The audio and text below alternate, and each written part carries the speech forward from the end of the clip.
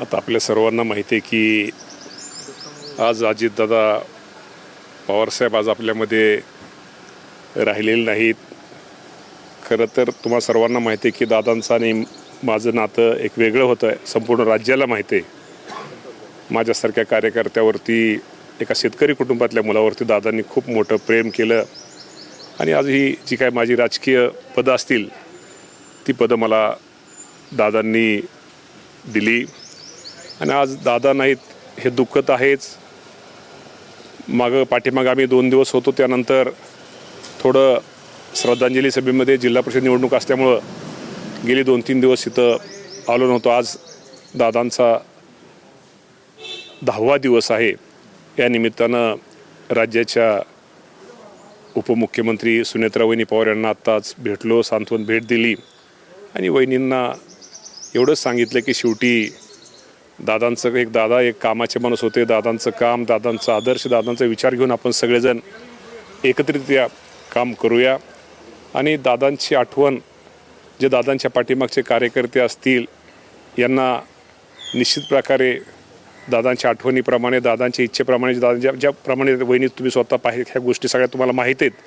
त्यामुळे दादांची आठवण लोकांना निश्चित प्रकारे आठवणीप्रमाणे, दादांच्या इच्छेप्रमाणे, दादांना जे हवं होतं ते आपण त्याप्रमाणे काम करूया. आम्ही सगळे वहिनी तुमच्याबरोबर आहोत आणि आजच्या दुःखाच्या प्रसंगात मी वहिनींची आत्ताच भेट घेतलेली आहे.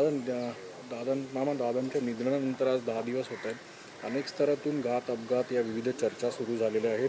काही ठिकाणी राजकारणसुद्धा होतं. राजकारण या ठिकाणी आणताना एक मंत्री म्हणून काय भावना येतात? माझी एकच भावना आहे, हे असं खरंच कुणी करू नये. शेवटी दादांचा अपघाती मृत्यू झालेला आहे. ह्यामध्ये काय कुणाचा दोष किंवा कुणाचं काय असं म्हणणं किंवा कुठं घातपात मानता येणार नाही. ठीक आहे, वैमानिकाची किंवा विमानाचा तो अपघात होता, त्यामध्ये त्याच्यामध्ये तो बिघाड होता.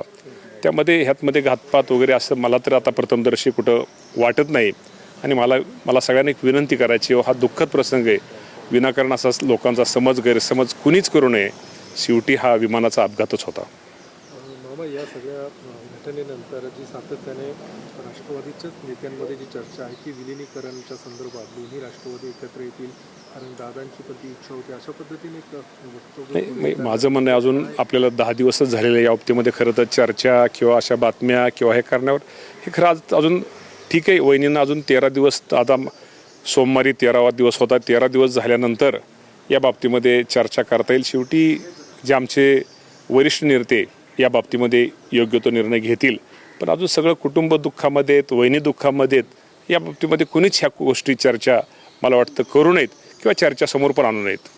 या सगळ्या याच्यामुळे काही लोक ज्या पद्धतीने वक्तव्य करत आहेत या सगळ्या अपघाताच्या नंतर, भाऊसाहेब पांडवकर म्हणतात की आमदार आणि इथून नेत्यांच्या पायगुणामुळे अशा पद्धतीचं अपघात झालेला आहे आणि इथून खरं तर असं वक्तव्य करणं चुकीचं आहे. कुणीच या बाबतीमध्ये, हा दुःखद घटना आहे. खूप मोठा हादरा महाराष्ट्राला बसलेला आहे. खूप मोठी पोकळी दादांच्या जाण्यानं महाराष्ट्राची निर्माण झालेली आहे.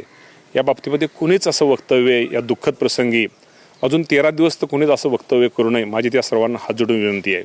मामा, तुमच्या सगळ्यांच्या सहाय्याने आणि वहिनी आता उपमुख्यमंत्रीसुद्धा झाल्या आहेत. अजितदादांच्या अनेक विकास कामं ते पुढेही नेतील.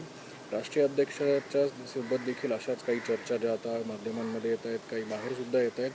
याबाबतचा काही निर्णय, स्पष्टता कधीपर्यंत येण्याची अपेक्षा? नाही, माझं म्हणणं की काही आमदारांच्या सह्या ज्यावरती झालेल्या आहेत की नाही, पण अजून वहिनी स्वतः प्रफुल्लभाई पटेलांचं तुम्ही स्टेटमेंट ऐकलं असेल किंवा सगळ्यांचीच ती इच्छा आहे की वहिनींनी त्या बाबतीमध्ये निर्णय घ्यावा. परंतु माझं म्हणणं आहे, अजूनही वहिनी दुःखामध्ये आहेत.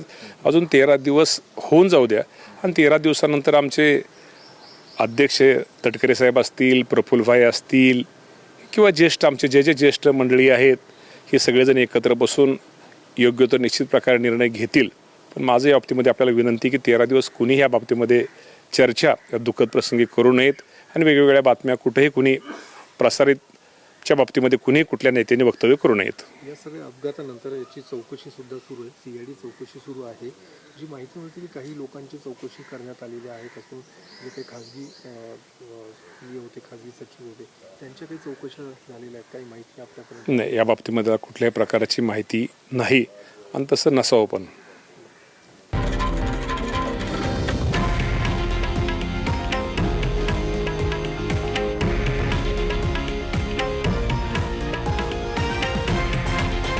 हे आहे देशातील नंबर 1 न्यूज नेटवर्क आणि आपण पाहत आहात TV9 मराठी, एकमेव.